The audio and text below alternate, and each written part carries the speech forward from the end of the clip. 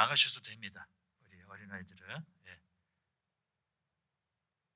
우리 격려하는 차원에서 뜨거운 박수 다시 한번 보내주시기 바랍니다. 예.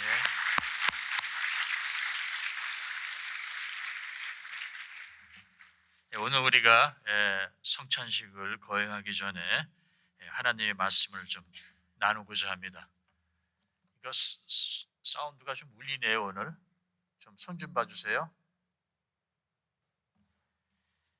요한복음 15장 4절과 5절입니다. 요한복음 15장 4절과 5절 제가 말씀 봉독하도록 하겠습니다. 내 안에 거하라 나도 너희 안에 거하리라. 가지가 포도나무에 붙어 있지 아니하면 스스로 열매를 맺을 수 없음 같이 너희도 내 안에 있지 아니하면 그리하리라. 나는 포도나무요 너희는 가지라. 그가 내 안에 내가 그 안에 거하면 사람이 열매를 많이 맺나니 나를 떠나서는 너희가 아무것도 할 수 없습니다. 아멘. 네, 본문에 예수님은 말씀하시기를 내 안에 거하라 하십니다. 자, 주 안에 거한다는 것이 의미가 무엇인가? 사실 예수님이 이 질문에 답을 본문에 우리에게 주셨어요. 주님과 우리의 관계를 포도나무와 그 가지들의 비유로 설명하시면서 하신 말씀이 나는 포도나무요 너희는 가지라. 내 안에 거하라 나도 너희 안에 거하리라. 즉 주님과 우리의 관계는 마치 포도나무와 포도나무 가지처럼 생명의 유기적 연합을 이루고 있다는 뜻입니다. 그래서 사도 바울은 그가 쓴 편지들에 45번이나 반복하며 이 주 안에서라는 이 문구를 사용을 합니다. 그 뜻이 무엇인가? 그리스도의 생명이 우리 안에 흐르고 또 성도인 우리 안에 그리스도 안에 그리스도가 우리 안에 머무는 것뿐만 아니라 우리 역시 그리스도 안에 거하는 그런 상호적 연합 관계를 드러내는 신학적 언어가 바로 주 안에입니다. 주 안에. 따라서 주 안에 거한다는 것은 단순히 주님 곁에 있는 것이 아니라 전적으로 주님께 의지해서 생명을 공급받는 관계라. 그래서 주 안에 이제 우리는 하나님과 끊을래야 끊을 수 없는 그런 관계를 맺게 됐다는 것이에요. 그래서 로마서 8장에 보면은 이런 말씀이 있죠. 우리 주 그리스도 예수 안에 있는 하나님의 사랑에서 끊을 수 없다. 즉 예수 그리스도 안에 들어와 있는 우리를 하나님의 사랑에서 끊을 수 있는 것은 아무도 없다는 거예요. 아무것도 우리를 끊을 수가 없다. 그래서 주 안에 있다는 것은 단순히 주님과 같이 배에 같이 올라탄 제자들처럼 거리상 가까이 있다는 뜻이 아닙니다. 또는 노아 방주 어떤 공간이나 건물 안에 들어와 있다는 개념도 아니에요. 생명의 관계로 주님과 우리가 연결되어 있다는 뜻입니다. 가지가 포도나무에 붙어 있어야만 진액을 받아 열매를 맺듯이 성도는 주님과 연합하여 그분의 생명을 공급받으며 살아가야 한다는 그런 뜻입니다. 아무리 그럴듯한 가지일지라도 나무와 이 생명의 줄기에 붙어 있지 않으면 열매를 맺지 못하고 결국은 썩어 떨어지게 되는 것이죠. 지난주에 교회 행사를 다 마치고 아내와 함께 집으로 돌아가던 길에 길가에 그 잎배 브랑코, 브라질의 상징이죠. 잎배 브랑코, 그 브랑코 꽃이 하얀 꽃이 얼마나 그냥 풍성하게 아름답게 펴 있던지 보면서 저희가 정말 참 아름답다 그런 감탄을 했어요. 그리고 나서 며칠 후에 그 같은 구간을 지나갔는데 그 하얀 꽃들이 다 떨어진 거예요. 그리고 가지만 남아 있어요. 여러분 우리가 지금 10월이죠? 11월 한국에는 지금 한창 조금 있으면 이제 단풍잎들이 지기 시작합니다. 단풍 여행 가고 싶어요. 이 단풍잎은 가지에 매달려 있을 때 가장 아름답습니다. 햇빛을 받아 붉게 물들고 또 바람에 흔들릴 때 참 보기 좋아요. 그런데 그 단풍이 떨어지면 낙엽이 되죠. 낙엽이 되면 어떻게 됩니까? 땅에 쌓이고 썩어가며 결국은 치워야 할 쓰레기가 돼요. 아름다움이 사라집니다. 여인의 긴 머리카락도 마찬가지죠. 바람에 날리는 여인의 머리카락도 머리에 붙어 있을 때는 아름답지만 욕실, 이 바닥 여기저기 떨어져 있으면은 지저분하고 또 하수구를 막히기 위해서 얼마나 불편을 주는지 모릅니다. 이것이 바로 생명이 있는 것과 생명이 없는 것의 차이입니다. 생명이 있을 때는 아름답습니다. 그러나 생명이 끊어지면 그 어떤 것도 생기를 잃고 썩어질 뿐입니다. 우리의 인생도 그렇다는 것이죠. 생명의 근원이신 주님과 우리가 연결되어 있으면은 우리는 빛나고 아름답습니다. 그러나 주님과의 연결이 끊어지면 낙엽처럼 생기를 잃고 사람에게 밟힐 뿐입니다. 그래서 예수님께서는 마태복음 5장 13절에 뭐라고 말씀하십니까? 소금이 그 맛을 잃으면 아무 쓸데 없어 다만 밖에 버리워 사람에게 밟힐 뿐이다. 주님과 연결된 삶, 그것이 바로 생명의 삶입니다.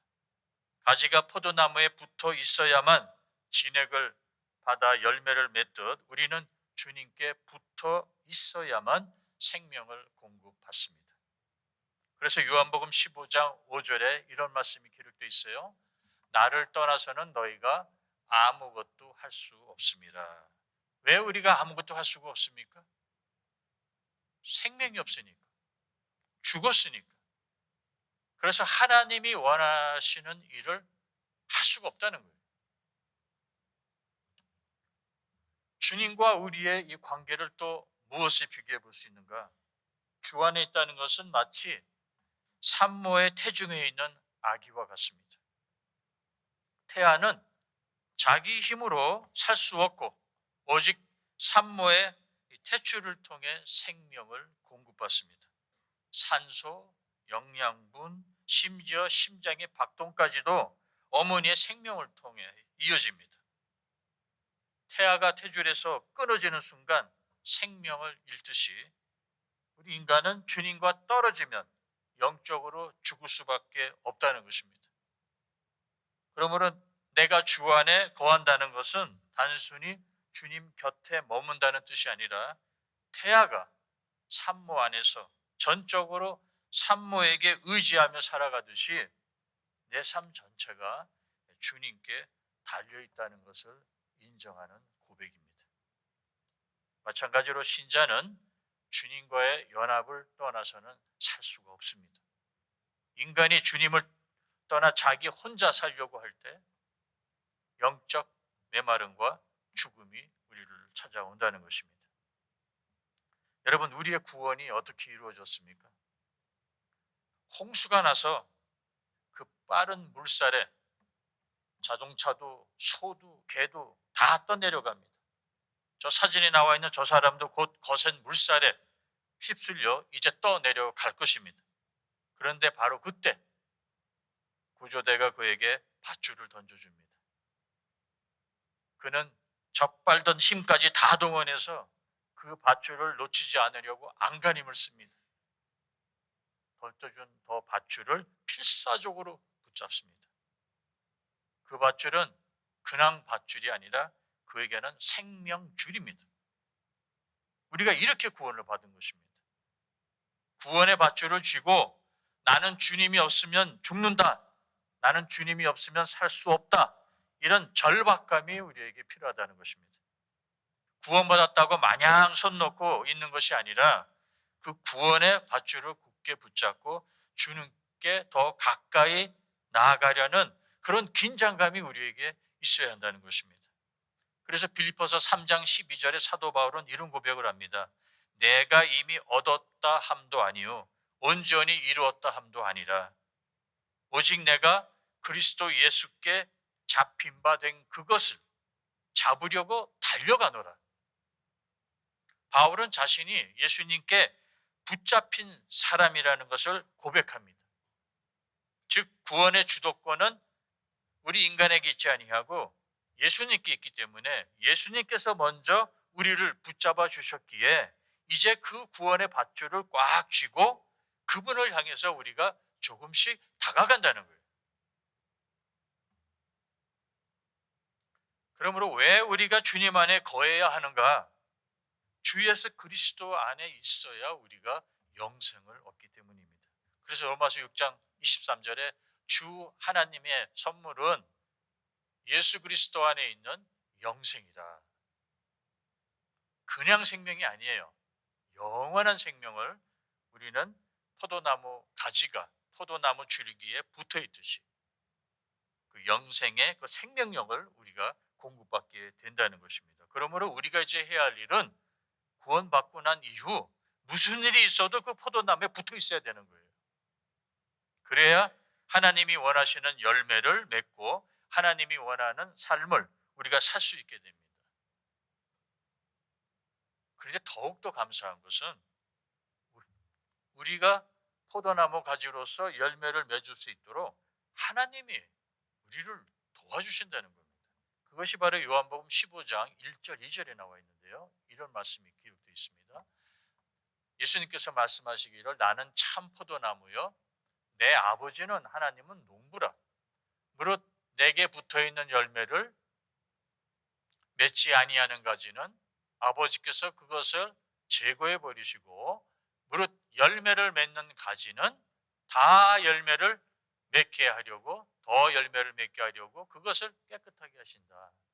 즉 나무 가지에 붙어있는 우리가 열매를 맺을 수 있도록 농부 되신 하나님 아버지께서 우리 열매를 우리의 가지를 깨끗하게 그래서 더 많은 열매를 맺을 수 있도록 도와주신다는 거예요. 자, 이 부분은 좋은데 그 전에 열매를 맺지 아니하는 가지는 아버지께서 그것을 제거해 버리신다는 이 부분에 시험을 받는 분들이 있어요. 구원받은 나는 포도나무인 예수님께 붙어있는 포도 가지인 줄 알았는데 만약 내가 열매를 맺지 못하면 잘린다는 것인가? 즉 구원받았다가 제대로 신앙생활을 못하면은 하나님이 나의 구원을 취소하시고 나를 지옥으로 보내신다는 말인가? 그렇게 생각하시는 분이 있으시다면 오늘 잘 들으시기 바랍니다. 그런 일은 절대 일어나지 않습니다. 여러분 아시겠지만 포도나무는 곱게 뻗어 우뚝 이렇게 쓰는 축지향적 나무가 아니에요. 그렇죠? 이 포도나무는 덩굴성을 띤 그런 나무입니다. 그러다 보니까 다른 식물들이 이렇게 표면에 붙어 살 때가 있죠. 또는 기생 식물이 뿌리를 박아서 그 포도나무의 양분을 뺏는 경우도 종종 있습니다. 근데 이게 덩굴 나무이기 때문에 어느 가지가 어느 가지인지 잘 몰라요. 구분하기가 힘듭니다. 그런데 다른 식물이 포도나무에 붙어 공생을 하든 기생을 하든 이 식물들의 한 가지 공통점이 있어요. 그건 뭐냐? 둘 다 포도나무 가지가 아니라는 거예요. 여러분 본문에 예수님은 자신을 참 포도나무라고 표현하셨죠. 그렇다면 그 포도나무에 열리는 열매는 어떤 열매입니까? 바로 포도예요. 포도나무이기 때문에 포도나무 가지에는 열매가 열리게 포도라는 열매가 열매게 돼 있어요. 근데 모양은 포도나무 가지 같은데 포도라는 열매를 맺지 못하고 엉뚱한 다른 열매가 그 가지에 맺혀 있다면 그 가지는 포도나무 가지가 아니라는 뜻입니다. 만약 포도 대신 포도 색깔과 비슷한, 예를 들어 뭐 블루베리가 그 가지에 열렸다면은 그 가지는 블루베리 가지이지 포도나무 가지는 아니라는 것이에요. 그러므로 요한복음 15장 1, 2절의 요지는 무엇인가? 바로 포도나무 가지가 아닌 가지들을 농부인 하나님이 제거해 버리겠다는 겁니다. 마치 가라지를 뽑듯이 말이죠. 그러므로 이런 종교인들은 문의는 그럴듯한데 진짜 구원받은 성도는 아닙니다. 디모데후서 3장 5절에 나와 있는 그 말씀이죠. 경건의 모양은 있는데 경건의 능력은 부인하는 자들이에요. 우리는 포도나무 가지입니다. 그렇기 때문에 저희는 포도라는 열매를 맺게 되는 것이에요. 그러나 포도나무 가지 속에 섞여 있는 다른 가지들이 있는데 그 가지들은 포도나무 가지가 아니기 때문에 결국 포도라는 열매를 맺지 못합니다. 바로 이런 가지를 하나님께서 제거해 버리시다는 거예요. 지금 당장은 안 하시죠? 우리가 알다시피 가라지를 뽑는 날은 그 마지막 날입니다. 자, 이렇게 제가 설명을 해 드렸는데도 나는 진짜 참 포도나무인 주님께 붙어 있는 포도나무 가지인가? 아니면 붙어 있는 척만 하고 있는 것인가?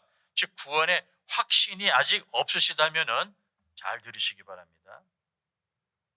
내가 지금 포도나무 가지로서 주 안에 지금 거하고 있는가? 확인할 수 있는 방법은 없는가? 이게 바로 성도님의 질문이에요. 있습니다. 어떻게 할 수 있는가?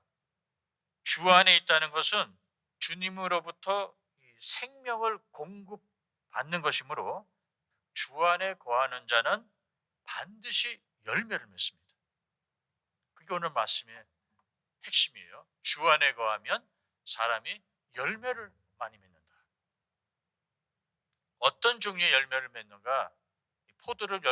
포도라는 열매를 맺게 되는데 먼저 성품의 열매입니다. 두 번째는 행동의 열매예요. 첫째 성품의 열매란 바로 성령의 열매를 가리킵니다. 사람이 변해요.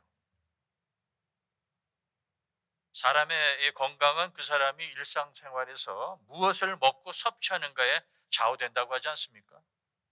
짜고 기름진 음식만 계속 먹으면 뚱뚱해지고 비만증과 고혈압에 걸리게 되고, 또 입에 달달한 것만 자꾸 먹으면 인슐린을 생산하여 분비하는 췌장에 무리가 가서 결국은 나중에 당뇨병에 걸릴 확률이 높아집니다. 그렇다면 포도나무인 주님으로부터 우리가 생명력, 그 말씀과 기도로 계속 영양가 높은 생명력을 공급받으면 우리의 얼굴 표정은 어떻게 되는가? 밝아질 수밖에 없어요. 우리의 얼굴 표정이 온순해집니다. 사람이 사랑스러워지고 겸손해지고 그리고 참을 줄 알아요. 그리고 절제도 할 줄 압니다. 성품의 변화가 일어난다는 것입니다. 예수 믿는 사람은 그래서 결국 변하게 되어 있습니다. 왜? 성령님이 우리 안에서 일하시기 때문에 그렇습니다. 두 번째는 행동의 변화가 일어납니다. 즉 행동의 변화가 어떻게 일어나는가? 빌립보서 1장 11절에 이에 대해 말씀하시기를 예수 그리스도로 말미암아 우리가 주 안에 있기 때문에 주님으로부터 생명력을 공급받기 때문에 의의 열매가 가득하여 하나님의 영광과 찬송이 되기를 원한다. 이렇게 말씀하셨죠? 그렇습니다. 의의 열매를 맺게 돼요. 즉 의롭게 살게 됩니다. 이전에는 거짓말도 잘했어요. 자기밖에 몰랐어요. 남을 존중하기보다는 무시하고 깔보고 이용만 해먹던 사람이 이제는 착하게 살려고, 의롭게 살려고 노력을 합니다. 그러므로 즉 나는 주 안에 있다라는 고백은 입술의 말이 아니라 삶의 열매로 검증됩니다. 그러므로 주 안에 있는 자의 신앙은 교회 안에서만 뿐만 아니라 가정에서 그리고 직장에서 세상 속에서 매일매일 드러나게 되어 있다는 것입니다. 가정에서 남편과 아내, 부모와 자녀를 대할 때, 직장에서 상사와 동료 또는 거래처 사람을 대할 때, 세상 속에서 믿지 않는 이웃을 만날 때 주 안에 있는 사람은 언제 어디서든지 의의 열매를 맺어 하나님께 영광을 돌리게 된다는 것입니다.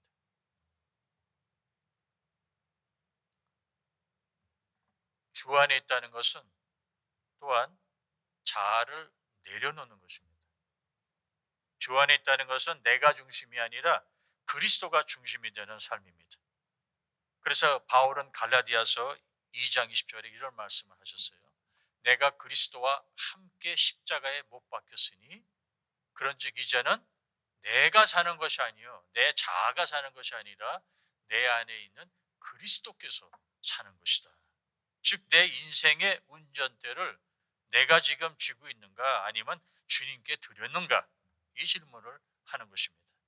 아직도 내 욕심, 내 계획, 내 자존심이 나를 지배한다면 그거는 주 안에서 사는 것이 아니라 여전히 내 안에서 사는 것입니다. 어떤 교인이 하나님께 이것저것을 다 아린 다음에 기도를 이렇게 마무리 짓는다고 한번 생각해 보세요. 하여튼간 하나님 이번만큼은 제가 하고 싶은 대로 좀 제 뜻대로 해주세요 라고 이렇게 기도를 했다면 이거는 참된 기도가 아니라 하나님을 내 뜻에 종속시키는 행위입니다. 주 안에 있는 자의 기도는 이렇게 마무리를 짓습니다. 주여 제 뜻이 아니라 주의 뜻이 이루어지기를 원합니다. 그래서 우리가 오늘 던져야 될 질문은 우리의 신앙의 본질을 꿰뚫는 질문이에요. 나는 정말 주 안에 있나 아니면 아직 내 안에 있나? 교회 오래 다닌 성도님이나 교회 직분을 가진 성도님이나 심지어 목사도 이 질문 앞에 서야 된단 말이에요. 왜냐하면 신앙은 껍데기가 아니라 본질이기 때문입니다. 어떤 성도는 주 안에 머뭅니다. 그래서 주님의 뜻과 말씀, 주님의 은혜 속에서 살아갑니다. 그런가 하면 어떤 성도는 아직 자기 안에 머물러 있습니다. 자기 감정과 욕심, 자존심, 자기 의지로 살아가고 있다는 것이에요. 자, 여기서 또 이런 질문을 우리가 할 수가 있을 거예요. 포도나무 가지는 가지인데 주 안이 아니라 자기 안에 머문다는 것은 또 무슨 뜻인가? 포도나무는 주 안에 있는 거 아닌가? 근데 어떻게 주 안에 있는 자가 또 자기 안에 있을 수 있을까? 여러분, 자기 안에 머무는 사람은요, 포도나무 가지이긴 가지인데, 그래서 열매를 맺기는 맺는데, 그 열매가 볼품이 없어요. 알이 작고, 쉬고, 맛이 없습니다. 우리가 어떻게 이게 정의를 내릴 수 있는가? 본문에 나와 있어요. 요한복음 15장 2절에 보니까, 무릇 열매를 맺는 가지는 더 열매를 맺게 하려고 그 가지를 농부 되신 하나님께서 깨끗하게 하신다고 그랬어요. 그리고 오늘 우리가 읽은 말씀에 보니까 예수 그리스도 안에 우리가 거하면은 그 사람은 열매를 많이 맺는다고 나와 있어요. 여러분, 더라는 이 개념과 많이라는 이 개념을 종합해 보면 뭐가 나오느냐? 바로 더 많이라는 원리가 성립이 됩니다. 즉 하나님이 원하시는 것은 열매를 맺는 것 그 이상입니다. 열매를 맺되 하나님이 원하시는 것은 더 많은, 더 풍성한 열매를 맺기를 원하신다는 거예요. 그러므로 포도나무 가지인데도 불구하고 아직 온전히 주 안에 머물지 못하고 내 안에 있다는 말은 포도나무 가지인데도 불구하고 그래서 더 많은 열매를, 더 풍성한 열매를 맺을 수 있는데도 불구하고 그리하지 않고 있는 상태를 의미합니다. 쉽게 말해서 참 포도나무인 주님으로부터 공급받는 생명력보다 자신의 능력에 더 의존하는 상태를 가리킵니다. 아직까지 돈과 건강만 있으면 오래오래 잘 먹고 잘 살 수 있다 이렇게 믿는 거예요. 돈과 건강, 필요합니다. 이 두 가지는 서로 연관성을 가지고 있어요. 돈이 있으면 건강을 잘 돌볼 수 있고, 그래서 건강하면 일을 할 수 있기 때문에 더 많은 부를 축적할 수 있습니다. 돈이 없고 건강이 없으면 죽습니다. 그래서 돈과 건강에 집착하는 이유는 생명이 이 두 가지 요소에 의존하기 때문이에요. 자, 근데 영생을 믿지 않는 자에게는 맞는 공식입니다. 이 공식대로라면은 돈과 건강이 최고예요. 그래서 흔히 우리 기독교 성도들 사이에도 교제하면서 주로 다루는 주제가 뭐냐? 돈과 건강이에요. 사도 바울도 부분적으로 이 공식을 인정했습니다. 디모데전서 4장 8절에 뭐라고 그가 말합니까? 육체의 연습은 약간의 유익이 있다. 유익이 없다는 게 아니에요. 필요하지 않다는 것이 아니에요. 그러나 영생은 돈으로 못 삽니다. 건강은 길어야 아무리 의학이 발달해도 100년, 120년이면 고갈되어 없어집니다. 그래서 사도 바울은 경건은 범사에 유익하나